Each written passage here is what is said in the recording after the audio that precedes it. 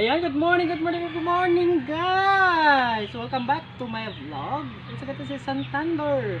Our topic for today, tayo ng Bird to Paradise or for Bird to Paradise. Yes, unprinted po siya at saka origin ng snake plant. Kasi meron kayo sa video sa likuran ko. Ay, gusto ko matabo na ito. So, let's start para tayo makarami.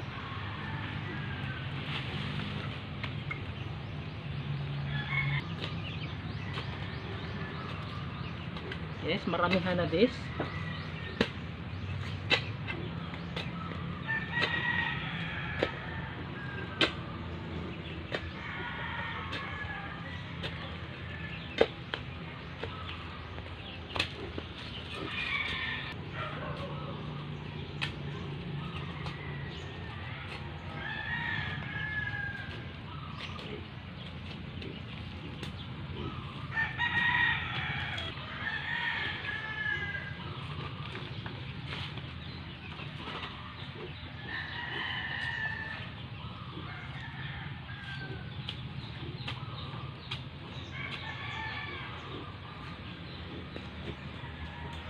Yan.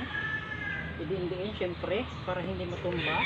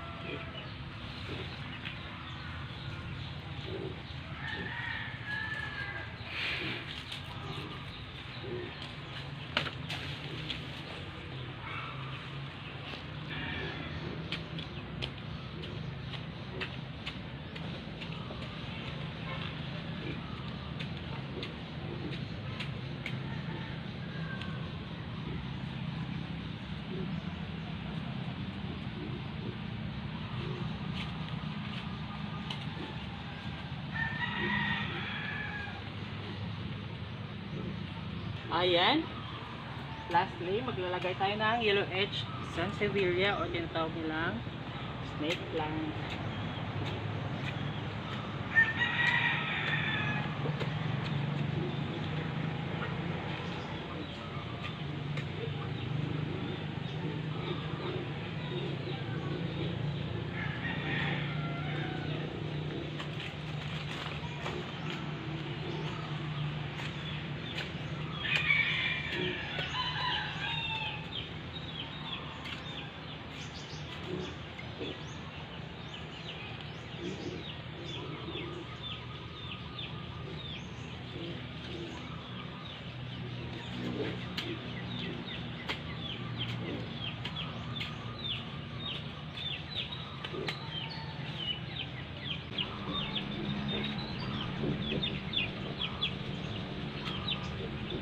Ayan, tada! Pwede na. Ayan guys, magre-rebag naman tayo. Yes, as you see, oh. Gusto ko kasi maging ano? Hindi ko makastel, ano ba yung? Ayan, mapakinabangan ulit yung mga bagay-bagay na patapon. So, kagaya ko, tinapon na lang ng basta-basta without any reason. Tira. Paano mo nasabi? So, napili ko pala dito guys, as you observe, oh, ang ganda ng lupa, ang itim-itim. Kasi, magtatanim naman tayo ng uri ng mga Sansevieria. Yehey! Ayan. The white one. Yan. The brown one. And the yellow edge.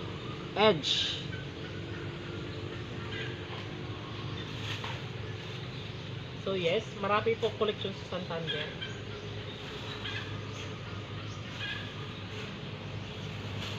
So baka sa susunod na project ni Santander ay mag-build up sa mga CCTV camera.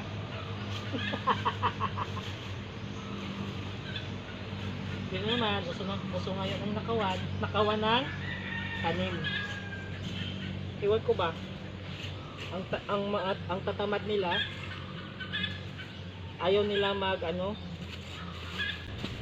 magsimula sa pinaka basic o pinaka simula. Ayaw nilang madumihan na kanilang kamay, so just to have an easy life lang. So ang kanila dala sila ng hindi sa kanila, easy lang ba? Ganda talaga ng lupa. Dami pang compost po.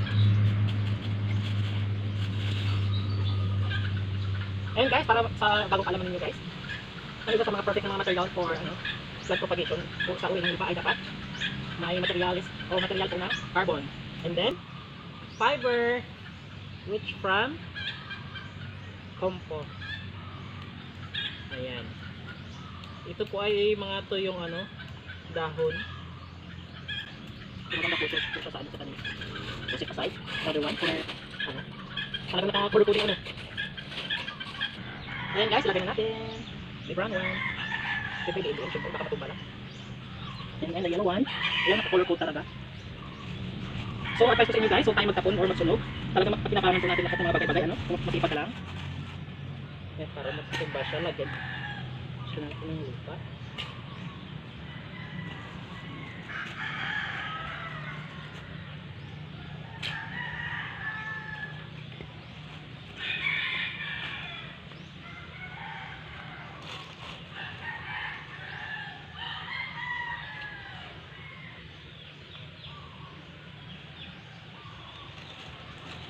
Ayan. So, dito na lang natin siya ilagay.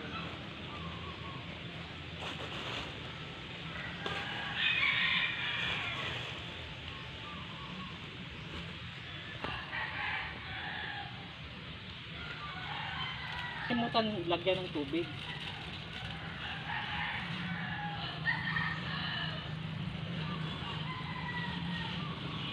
Ayan guys, for the information of everybody, hindi ko talaga bet yung magsunod. So kaya inipon ko lahat ng mga